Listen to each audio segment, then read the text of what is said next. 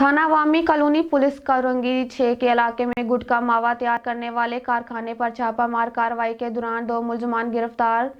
इस हवाले से मजीद तफसीलात जानते हैं कराची से हमारे नुमाइंदा खसूसी जवेद महमूद अराई से। जी जवेद, क्या तफसीलात है आपके पास, बताइएगा।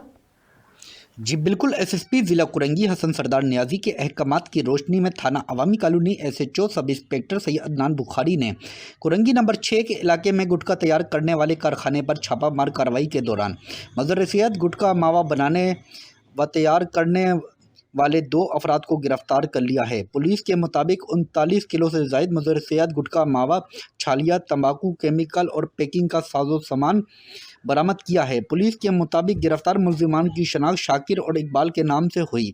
अवामी colony SHO sub inspector Syed Adnan Bukhari के मुताबिक गिरफ्तार मुलजिमान इंतहाई मतलूब थे, जो कि माजी में भी गिरफ्तार होकर जेल जा चुके हैं। गिरफ्तार मुलजिमान के खिलाफ मुकदमा दर्ज करके तफ्तीशी हुकाम के सुपुर्द कर दिया गया है।